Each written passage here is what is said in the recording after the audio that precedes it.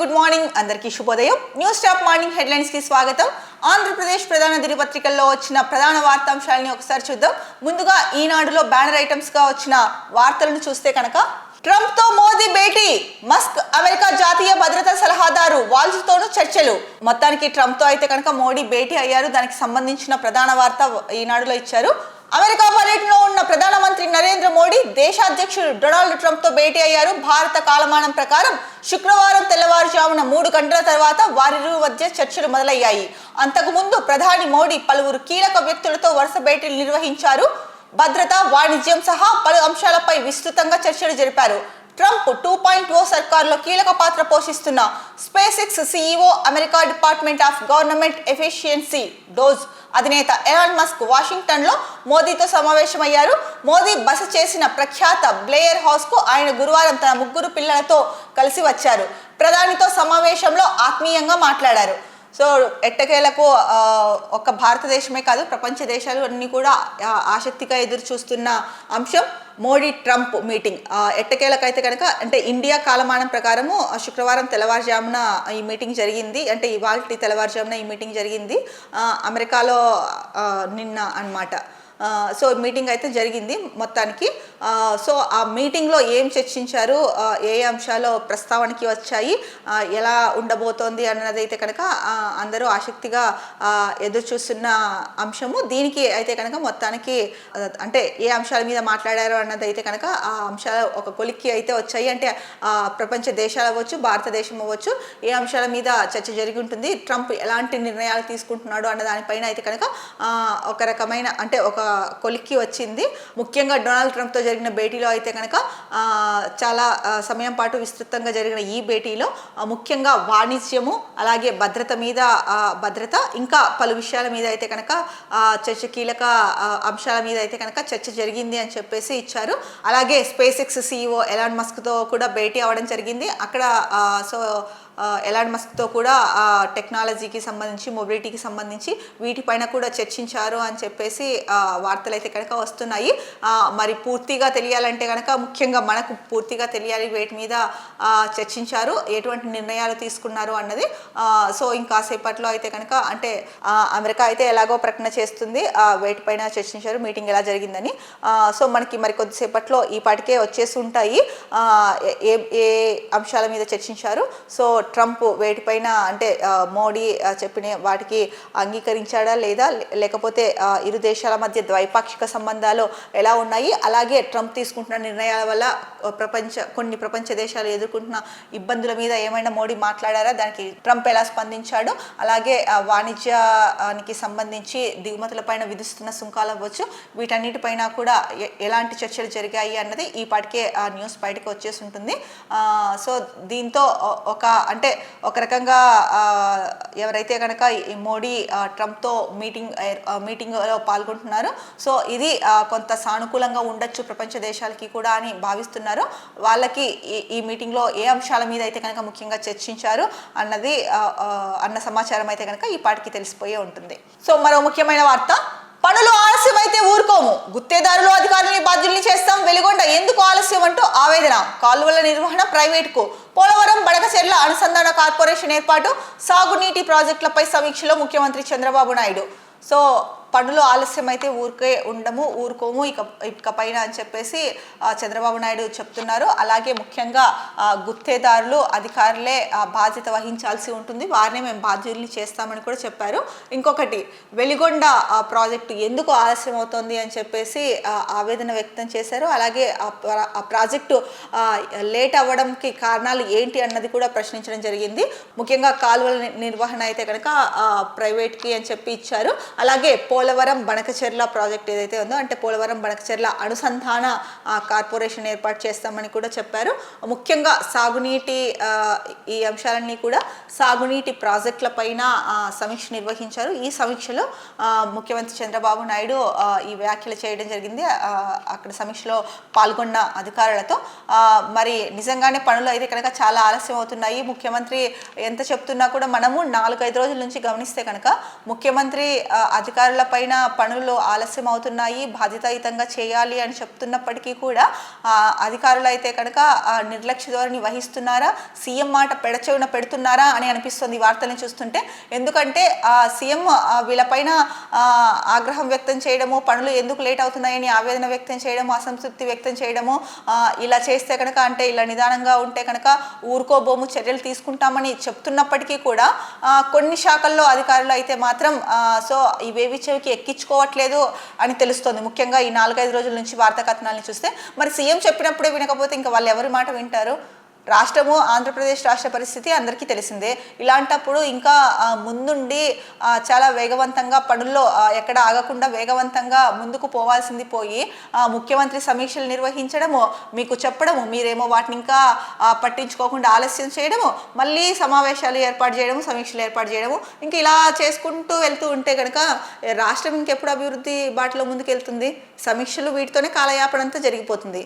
మరి అధికారులు కూడా మీకు ఇచ్చిన బాధ్యతని ఒకసారి దృష్టిలో పెట్టుకొని అది మీ బాధ్యత, మీరేమీ ఊరికనే చేయట్లేదు. అధికారులు ఎవరైతే ఉన్నారో అది ఊరికనే చేస్తున్న పని అయితే ఏం కాదు కదా, అది మీ బాధ్యత, మీరు చేయాలి. సీఎం చెప్పినా కూడా జాప్యం చేస్తూ వెళ్ళడం అంటే కనుక ఇదేంటి అని చెప్పేసి ప్రజలు ఇప్పటికే చర్చించుకుంటున్నారు. సో సీఎం మాట కూడా వినకపోతే ఇంకెవరి మాట వింటారు? ఇంకా ఈ రకంగా పని చేసుకుంటూ వెళ్తే ప్రభుత్వం కూడా అంటే 5 ఏళ్ళు కూడా అయిపోతాయి, ఇప్పటికే 8 నెలలు అయిపోయింది. చూస్తే ఎక్కడ ఏ వర్క్లోనూ కూడా ఎక్కువ పురోగతి ఏమీ కనిపించలేదు. ఇక 4 సంవత్సరాల 2 నెలలు 4 సంవత్సరాల 4 నెలలు ఉంటే కనుక గవర్నమెంట్ కూడా 5 సంవత్సరాలు పూర్తి చేసుకుంటుంది. ఇంకా సమీక్షలు మీటింగ్లు వీటితోనే కాలయాపన చేస్తారా అనేసి ప్రజలైతే కనుక ముఖ్యంగా పల్లెల్లో తీవ్రంగా చర్చించుకుంటున్నారు.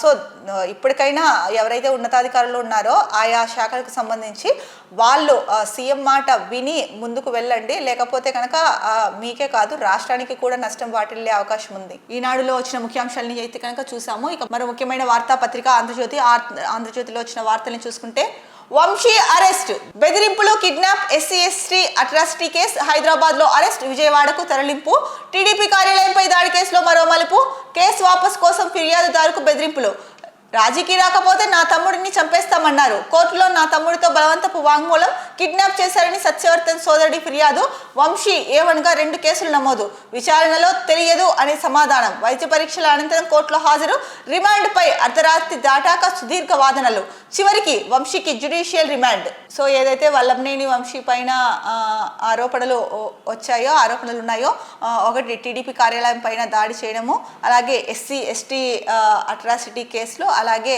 బెదిరిస్తున్నాడు, కిడ్నాప్, ఇవన్నీ ఏవైతే ఉన్నాయో ఇవన్నిటి నేపథ్యంలో వల్లభనేని వంశీని అయితే మొత్తానికి విజయవాడ పట్టమటి పోలీసులు హైదరాబాద్ రాయదుర్గంలో అయితే కనుక అరెస్ట్ చేశారు. దీనికి ముందే ఎవరైతే వంశీ ఉన్నారో వంశీ భార్యకు అయితే కనుక ఇలా ఈ కేసుల్లో అంటే SC/ST అట్రాసిటీ కేసు, అలాగే కిడ్నాప్, బెదిరింపులు, ఈ కేసుల్లో అరెస్ట్ చేయబోతున్నాము అని చెప్పేసి ముందుగా అయితే కనుక నోటీసు ఇచ్చారు అని చెప్పి కూడా నిన్న వార్తా కథనం అయితే వచ్చింది. సో మొత్తానికి వల్లభనేని వంశీని అయితే కనుక హైదరాబాద్లో అరెస్ట్ చేయడం జరిగింది. ఇక్కడ ముఖ్యంగా చూసుకుంటే కనుక టీడీపీ కార్యాలయం పైన అయితే కనుక దాడి చేసిన విషయంలో అయితే కనుక మరో కీలక విషయం అయితే కనుక వెలుగులోకి వచ్చింది. ఎవరైతే దాడి చేశారు అని చెప్పి కేసు పెట్టారో అతనే సత్యవర్తన్ అనే వ్యక్తే కేసు వాపస్ తీసుకున్నారు అని చెప్పేసి మనకి వార్తా కథనాల్లో వచ్చింది ఇంతకుముందు. సో ఈ విషయం గురించి ముఖ్యమైన అంశం ఏంటంటే కనుక కేసు వాపస్ తీసుకోవాలని చెప్పేసి ఎవరైతే ఫిర్యాదు చేశారో వాళ్ళని బెదిరించారు. సో రాజీకి రాకపోతే కనుక నా తమ్ముడిని చంపేస్తామని బెదిరించారని చెప్పేసి సత్యవర్ధన్ అనే వ్యక్తి ఎవరైతే ఉన్నారో ఫిర్యాదుదారు అతన్ని బెదిరించారు. సో ఈ నేపథ్యంలోనే కేసుని వెనక్కి తీసుకోవాలనేసి నిర్ణయించుకున్నామని చెప్పేసి నిన్న వార్తా కథనాల్లో అయితే కనుక వచ్చింది. ఎందుకు సత్యవర్ధన్ కేసు వెనక్కి తీసుకున్నాడు అన్న దాని గురించి. సో మొత్తానికి అయితే కనుక అంటే అతని సోదరుడిని కిడ్నాప్ కూడా చేశారని చెప్పేసి సత్యవర్ధన్ సోదరుడు ఎవరైతే ఉన్నారో అతను చెప్పాడు. అలాగే కోర్టులో అయితే కనుక సత్యవర్ధన్ తమ్ముడితో అయితే కనుక బలవంతపు వాంగ్మూలం ఇప్పించారు. అంటే టీడీపీ కార్యాలయం పైన దాడి చేయలేదు అని చెప్పేసి దానిపైన ఇచ్చారు, వాంగ్మూలం బలవంతపు వాంగ్మూలం తీసుకున్నారు అని అయితే కనుక చెప్పారు. ఇక వంశీ అయితే కనుక వల్లభనేని వంశీ 2 కేసుల్లో A1 నిందితుడిగా ఉన్నాడు. విచారణగా ఏమడిగినా కూడా తెలియదు అని అయితే సమాధానం చెప్పాడు అని చెప్పేసి ఇచ్చారు ఆంధ్రజ్యోతిలో. ఇక వైద్య పరీక్షల అనంతరం ఆయన్ని కోర్టులో ప్రవేశపెట్టారు. రిమాండ్ పైన అర్ధరాత్రి దాటాక సుదీర్ఘ వాదనలు అయితే జరిగాయి. మొత్తానికి జ్యుడిషియల్ రిమాండ్కి అయితే కనుక వల్లభనేని వంశీ వెళ్ళడం జరిగింది. ఇక మరో ముఖ్యమైన వార్త చూసుకుంటే కనుక తిరుమల లడ్డూ ప్రసాదం కల్తీ నెయ్యిలో సిట్ విచారణ జరుగుతోంది. దీంట్లో ఎవరైతే నిందితులు ఉన్నారో వాళ్ళని సిట్ కస్టడీకి అయితే కనుక నిందితుల్ని తరలించారని చెప్పేసి ఒక వార్త ఇచ్చారు. సిట్ కస్టడీకి కల్తీ నెయ్యి నిందితులు. సో మొత్తానికి సిట్ కస్టడీకి అయితే కనుక కల్తీ నెయ్యి నిందితులు ఎవరైతే ఉన్నారో వాళ్ళని పంపించారు, సిట్ కస్టడీలోకి తీసుకుంది. మరి ఎలా ఇంకా ఈ కల్తీ నెయ్యిలో ఎవరి పాత్ర ఉంది? సో నిన్న చూసుకున్నాం మనము ఒక న్యూస్, ఇంటి దొంగలే అంటే టీటీలో ఉన్న కొంతమంది వీళ్ళకి సహకరించారు అని చెప్పేసి వార్త వచ్చింది.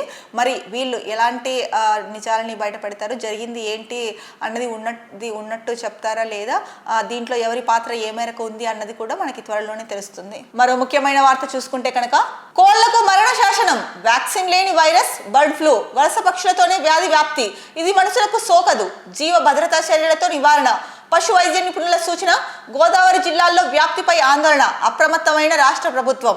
సో కోళ్లకు మరణ శాసనం అని చెప్పేసి ఆంధ్రజ్యోతిలో ప్రధాన హెడ్డింగ్గా ఇచ్చారు. నిజంగా ఈ బర్డ్ ఫ్లూ ద్వారా ఎన్ని కోళ్ళు చనిపోతున్నాయో మనం చూస్తున్నాము. సో ఈ బర్డ్ ఫ్లూకి అయితే కనుక వ్యాక్సిన్ లేదంట.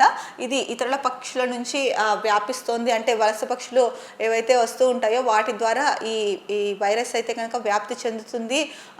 అలాగే ఈ వైరస్ మనుషులకైతే కనుక సోకదు అని చెప్పేసి చెప్తున్నారు.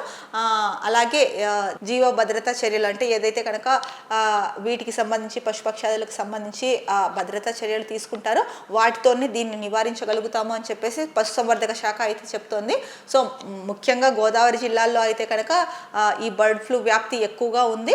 సో ఈ నేపథ్యంలో రాష్ట్ర ప్రభుత్వం అయితే కనుక అప్రమత్తమై ఎప్పటికప్పుడు అంటే ఈ బర్డ్ ఫ్లూ గురించి సమీక్షించడం కానీ, సో ఉమ్మడి గోదావరి జిల్లాల కలెక్టర్లు అయితే కనుక ఈ బర్డ్ ఫ్లూ వైరస్ తీవ్రత ఎక్కడ ఎక్కువ ఉందో దాన్ని ఎప్పటికప్పుడు సమీక్షిస్తూ అవసరమైన చర్యలు అయితే కనుక తీసుకుంటున్నారు. రాష్ట్ర ప్రభుత్వం కూడా దీనిపైన అప్రమత్తంగానే ఉంది అని చెప్పేసి ప్రధానంగా ఇచ్చారు. సో మరో ముఖ్యమైన వార్త చూసుకుంటే తమిళనాడుకు చేరిన పవన్ ఆధ్యాత్మిక యాత్ర, తంజావూరు కుంభకోణం ఆలయాల్లో పూజలు, కంఠషష్ఠి కవచ పారాయణంలో పాల్గొన్న డిప్యూటీ సీఎం, ఆలయాల్లో రాజకీయాలు వద్దు ప్లీజ్, మీడియాకు వినతి. కుంభకోణంలోని ఆది కుంభేశ్వరర్ ఆలయంలోకి వెళ్తున్న పవన్, అతని కొడుకు అకీరానందన్ ఫోటో ఇచ్చారు. సో మొత్తానికైతే పవన్ కళ్యాణ్ ఏదైతే ఆధ్యాత్మిక యాత్ర చేస్తున్నారో అది తమిళనాడుకు చేరుకుంది. తమిళనాడులోని తంజావూరు కుంభకోణం ఆలయాల్లో అయితే కనుక పూజలు నిర్వహించారు అని చెప్పేసి ఇచ్చారు. సో ఆలయాల్లో రాజకీయాలు మాట్లాడొద్దండి అని చెప్పేసి మీడియాకి వినతి చేశారు. అలాగే కంఠషష్ఠి కవచ పారాయణంలో అయితే కనుక డిప్యూటీ సీఎం పాల్గొన్నారని కూడా చెప్పారు. సో ముఖ్యంగా రాజకీయాల గురించి మీడియా అడగబోతుంటే మీడియాకి చెప్పారు, ఆలయాల్లో పాలిటిక్స్ వద్దు అని చెప్పేసి మీడియాకి అయితే కనుక వినతి చేశారు. ఇక మరో ముఖ్యమైన వార్తాపత్రిక సాక్షి చూసుకుంటే సాక్షిలో వచ్చిన వార్తాంశాలు, ఆర్బీకేలు అదృష్టం, 5,000కు పైగా రైతు భరోసా కేంద్రాల మూత, రేషనలైజేషన్ పేరిట కుదించేందుకు కసరత్తు, వైఎస్ జగన్ ముద్రను తుడిచేసేందుకు కూటమి సర్కార్ ఎత్తుగడ, పట్టణ తీర గ్రామాల్లో పూర్తిగా మూసివేత, గ్రామీణ ప్రాంతాల్లో 2-3 కలిపి విలీనం, ఇప్పటికే ఆర్బీకే వ్యవస్థ పూర్తిగా నిర్వీర్యం, సబ్సిడీ విత్తనాలు మినహా సాగు ఉత్పాదకాల సరఫరా బంద్, అంతర్జాతీయంగా ప్రశంసలతో అన్నదాతలను చేయి పట్టి నడిపించిన భరోసా కేంద్రాల పైన అక్కసు. సో కూటమి ప్రభుత్వం వచ్చిన తర్వాత అయితే కనుక వాళ్ళు ఒక్కొక్కటి అంటే వైఎస్ జగన్ హయాంలో జరిగిన పనులు కానీ చేపట్టిన కార్యక్రమాలు ఏవైతే ఉన్నాయో వాటిని ఒక్కొక్కటిగా తుడిచిపెట్టుకుంటూ వస్తున్నారు అని చెప్పేసి వార్తా కథనాలు అయితే కనుక గత కొద్ది రోజుల నుంచి వస్తూ ఉన్నాయి, ముఖ్యంగా సాక్షి న్యూస్ పేపర్లో. దీనికి సంబంధించే మరో వార్త వచ్చింది. ఆర్బీకేలు అదృశ్యం, 5,000కు పైగా ఆర్బీకేలు అంటే రైతు భరోసా కేంద్రాలు ఏవైతే ఉన్నాయో వాటిని మూసివేసే దిశగా ప్రభుత్వం అంటే రేషనలైజేషన్ పేరిట కుదించి వాటిని మూసివేసే దిశగా అయితే కనుక ప్రభుత్వం చర్యలు తీసుకుంటోంది అని చెప్పేసి ఇచ్చారు. అలాగే వైఎస్ జగన్ ముద్రను పూర్తిగా తుడిచేసేందుకే ఈ అంటే సర్కారు ఈ ఎత్తుగడ వేసింది అని చెప్పేసి ముఖ్యంగా చెప్తున్నారు. అలాగే పట్టణ తీర గ్రామాల్లో అయితే కనుక పూర్తిగా ఆర్బీకేలను మూసివేశారంట. ఇక గ్రామీణ ప్రాంతాల్లో అయితే కనుక 2-3 ఆర్బీకేలను కలిపి విలీనం చేశారు అని చెప్పేసి కూడా ఇచ్చారు. సబ్సిడీ విత్తనాలు మినహా సాగు కి సంబంధించిన ఉత్పాదకాలు ఏవైతే ఉంటాయో అవన్నిటినీ కూడా బంద్ చేసేసారు అని చెప్పేసి ఇచ్చారు. ఆర్బీకే కేంద్రాలు, రైతు భరోసా కేంద్రాలు ఏర్పాటు చేసినప్పుడు అయితే కనుక మిగతా రాష్ట్రాలు కూడా కొన్ని ఆసక్తి చూపించాయి. అంటే రైతుల సంక్షేమం కోసం ఏర్పాటు చేసిన ఈ రైతు భరోసా కేంద్రాలు ఏ విధంగా పనిచేస్తున్నాయి ఏంటి అన్నది అయితే కనుక కొన్ని రాష్ట్రాలు అయితే కనుక ఆసక్తి చూపించాయి.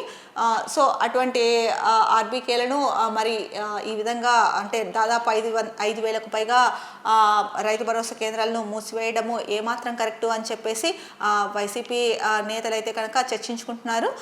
ముఖ్యంగా గ్రామీణ ప్రాంతాల్లో రైతులు కూడా దీనిపైనే మాట్లాడుకుంటున్నారు. ఇక ముఖ్యంగా మరో విషయం చూసుకుంటే కనుక అంతర్జాతీయంగా ప్రశంసలతో అన్నదాతల చేయి పట్టి నడిపించిన భరోసా కేంద్రాలపైన కూడా కూటమి ప్రభుత్వం అక్కసు వెలగక్కుతోంది అని చెప్పేసి ప్రధానంగా సాక్షి వార్తాపత్రికలో అయితే ఇచ్చారు. మరి ఏది ఏమైనప్పటికీ కూడా ప్రజలకి, రైతులకి, ముఖ్యంగా రైతులు దేశానికి వెన్నెముక, రాష్ట్రానికి వెన్నెముక, రైతే రారాజు అని మనం చెప్పుకుంటూ ఉంటాము.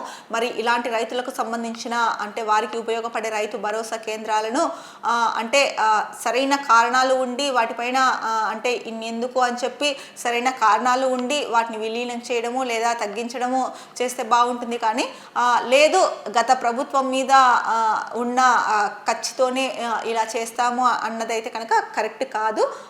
సో ఏది ఏమైనా ప్రభుత్వము దీనిపైన ఆలోచించి నిర్ణయాలు తీసుకుంటే అంటే ప్రజలకు ఉపయోగపడేటివి ఏవైతే ఉన్నాయో అది గత ప్రభుత్వం చేసి ఉండొచ్చు, లేకపోతే అంతకుముందు ఏ ప్రభుత్వాలైనా చేసి ఉండొచ్చు. సో ఏ ప్రభుత్వం చేసినా కూడా అది ప్రజలకు మంచి చేస్తుంది, రైతులకు మంచి చేస్తుంది అంటే కనుక అలాంటి వాటిపైన నిర్ణయాలు తీసుకునేటప్పుడు కొంచెం ఆచితూచి తీసుకోవడం మంచిది అని చెప్పేసి ప్రజలైతే కనుక భావిస్తున్నారు. సో మొత్తానికి ఆర్బీకేల గురించి అయితే కనుక ఇది అండి ప్రధానంగా సాక్షిలో ఇచ్చిన వార్త. ఇక మరో వార్తాంశం, మణిపూర్లో రాష్ట్రపతి పాలన. ఈ నెల 9న సీఎం పదవికి రాజీనామా చేసిన బీజేపీ నేత బీరేన్ సింగ్. ఇక్కడ చూసుకుంటే డీటెయిల్డ్గా ఇచ్చారు. అసెంబ్లీకి ఉన్న గడువు ఎంత అంటే కనుక 2027 వరకు. రాష్ట్రంలో ఎప్పటి నుంచి హింస జరుగుతోంది అంటే కనుక అంటే అల్లర్లు ఎప్పటి నుంచి జరుగుతున్నాయి అంటే 21 నెలలుగా. సో ఇప్పటి వరకు ప్రాణాలు కోల్పోయిన వారి సంఖ్య 250. అలాగే ఏ ఆర్టికల్ను అనుసరించి రాష్ట్రపతి పాలనను కేంద్రం సిఫార్సు చేసింది అంటే కనుక 356 ఆర్టికల్ను అనుసరించి రాష్ట్రపతి పాలనను కేంద్ర ప్రభుత్వం సిఫార్సు చేసింది అని చెప్పేసి సాక్షిలో ఇచ్చారు. సో మొత్తానికి మణిపూర్లో అయితే కనుక అల్లర్ల నేపథ్యంలో బీరేన్ సింగ్ రాజీనామా చేశారు. అసలు బీరేన్ సింగ్ రాజీనామా చేయడానికి కారణం ఏంటి అంటే 2027 వరకు ఉంది, ఇంకా ఇది 2025 అంతవరకు పదవీ కాలం ఉన్నప్పటికీ కూడా సో బీరేన్ సింగ్ ఎందుకు రాజీనామా చేశాడు అన్న సందేహం వచ్చినప్పుడు సో అల్లర్లని నియంత్రించలేకపోతున్నారు ఆయన, అందుకని రాజీనామా చేశారు అని చెప్పేసి ఆయన రాజీనామా చేసినప్పుడు అయితే కనుక వచ్చిన వార్తా కథనాలు. సో ఈ నేపథ్యంలోనే మణిపూర్లో రాష్ట్రపతి పాలన విధించారు. సో 356 ఆర్టికల్ని అనుసరించి రాష్ట్రపతి పాలనకు కేంద్రం సిఫార్సు చేసిందని చెప్పేసి వార్త అయితే కనుక ఇచ్చారు. సో మొత్తానికి చూసుకుంటే కనుక మణిపూర్లో ఇకపైన అంటే మరి ఎప్పటి వరకు ఉంటుందో తెలియదు, కానీ ఇప్పటి నుంచి అయితే కనుక మణిపూర్లో రాష్ట్రపతి పాలన కొనసాగుతుంది. సో ముఖ్యంగా చూసుకుంటే మణిపూర్లో జరిగిన అల్లర్లలో అయితే కనుక సుమారు 250 మంది ప్రజలు అయితే కనుక ప్రాణాలు కోల్పోయారు. దాదాపుగా ఈ అల్లర్లు 21 నెలలుగా జరుగుతూ ఉన్నాయి. మరి ఈ రాష్ట్రపతి పాలనతో అయినా ఈ అల్లర్లకు ఫుల్ స్టాప్ పడుతుందా లేదా అన్నది చూడాలి. సో మరో ముఖ్యమైన వార్త చూసుకుంటే కనుక ఎడెక్స్ కోర్సులకు మంగళం. గత ఏడాది ఫిబ్రవరిలో ఎడెక్స్తో ఒప్పందం చేసుకున్న జగన్ ప్రభుత్వం నేటితో ముగుస్తున్న గడువు. ఈ ఒప్పందంతో వర్చువల్గా చదువుకునే కోర్సుల సంఖ్య 2000. ఎంతమంది గ్రాడ్యుయేట్లకు మేలు జరిగింది అన్నది కూడా ఇచ్చారు.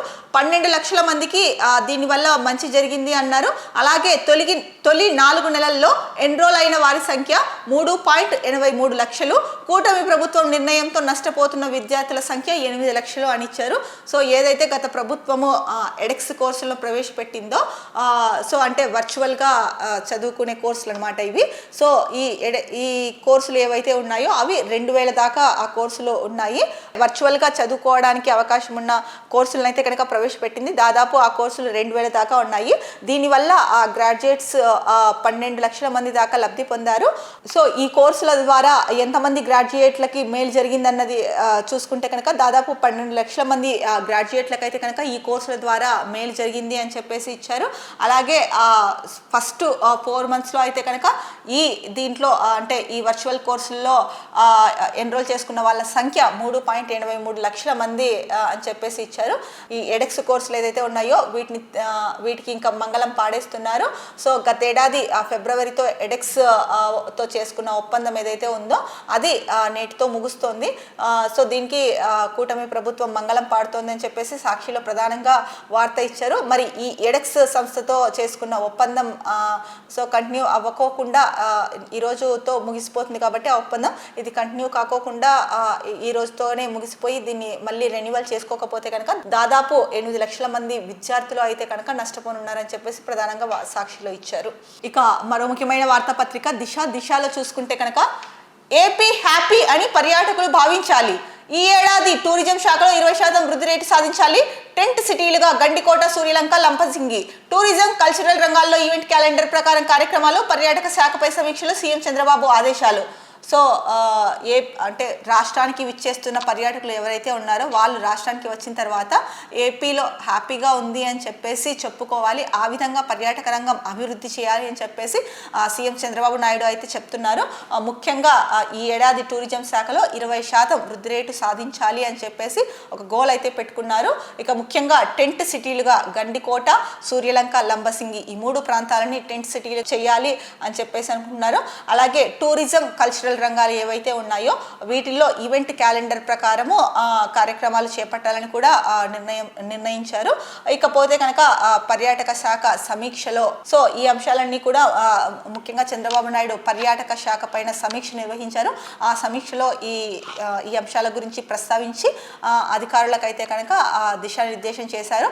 మరి చూడాలి ఏపీని పర్యాటక రంగంగా ఎంతవరకు ముందుకు తీసుకెళ్తారు, ఎంతవరకు అభివృద్ధి చేస్తారు అన్నది. సీఎం అయితే చాలా దృఢ సంకల్పంతో ఉన్నారు పర్యాటక రంగాన్ని తీర్చిదిద్దాలి అని చెప్పేసి.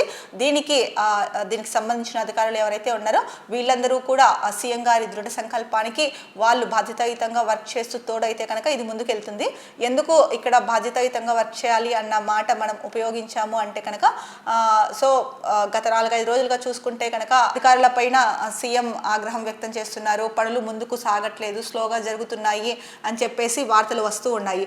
సో ఈ నేపథ్యంలోనే ప్రజలు అనుకుంటున్న మాట సో బాధ్యతాయుతంగా అంటే సీఎం ఒకరే కాదు కదా, సీఎం చెప్పిన ఆదేశాలను అధికారులు ఎవరైతే ఉన్నారో అంటే బాగా పనిచేసే అధికారులు ఉంటారు, కొంతమంది సరే చేద్దాంలే అనుకుంటున్నటువంటి వాళ్ళు కూడా ఉంటారు. సో అలాంటి అధికారులు ఎవరైతే ఉన్నారో వాళ్ళు కూడా సీఎం గారి దృఢ సంకల్పాన్ని ముందుకు తీసుకెళ్లాలని చెప్పేసి బాధ్యతాయుతంగా పనిచేస్తే కనుక మన రాష్ట్రమే బాగుంటుంది కదా అని చెప్పేసి ప్రజలు భావిస్తూ ఉన్నారు. ఈ నేపథ్యంలోనే ప్రజలందరూ కూడా సో బాధ్యతాయుతంగా పని చేయాలి అధికారులు అని చెప్పేసి మాట్లాడుకుంటున్నారు. వార్తాంశం చూసుకుంటే ఎలక్ట్రానిక్ ఫుట్వేర్ రంగాల అభివృద్ధికి సహకరించండి. తైవాన్ అధికారుల బృందాన్ని కోరిన మంత్రి లోకేష్, అనుమతులన్నీ త్వరగా ఇస్తామని హామీ. సో లోకేష్ అయితే కనుక తైవాన్ అధికారుల బృందాన్ని కోరారు. ఎలక్ట్రానిక్ అలాగే ఫుట్వేర్ రంగాల అభివృద్ధికి అయితే కనుక సహకరించండి. సో మీకు కావాల్సిన అనుమతులన్నీ కూడా త్వరితగతిన మేము పూర్తి చేస్తాము అని చెప్పేసి హామీ ఇచ్చారు. మరి చూడాలి లోకేష్ హామీని ఎంతవరకు తైవాన్ అధికారులు తీసుకుంటారు, అంటే తైవాన్ అధికారుల బృందం పరిగణలోనికి తీసుకుంటుంది. అలాగే ఏదైతే విజ్ఞప్తి చేశారో ఎలక్ట్రానిక్ అలాగే ఫుట్వేర్ రంగాల అభివృద్ధికి సహకరించండి అని, మరి దీనికి సానుకూలంగా స్పందిస్తారా లేదా అన్నది కూడా వేసి చూడాల్సిన అంశము. సో లోకేష్ అయితే తన సాయశక్తుల అంటే పరిశ్రమను తీసుకురావడానికి అందరినీ కలవడము, ప్రస్తుతం ఏవైతే రాష్ట్రంలో అనుకూల పరిస్థితులు ఉన్నాయో వాటిని వివరించడం ఇవన్నీ అయితే చేస్తూ ఉన్నారు. మరి సో ఈ ప్రయత్నాలు ఎంతవరకు నెరవేరుతాయో అన్నది మనం వేసి చూడాల్సిన విషయము. సో ఇది దిశలో వచ్చిన ముఖ్యాంశాలు. ఇది ఆంధ్రప్రదేశ్కు సంబంధించిన ప్రధాన వార్తా దినపత్రికల్లో వచ్చిన ముఖ్యాంశాలు. రేపటి న్యూస్ ట్యాప్ మార్నింగ్ హెడ్లైన్స్లో మళ్ళీ కలుద్దాం. అంతవరకు సెలవు, నమస్కారం. Be happy, stay strong, stay healthy.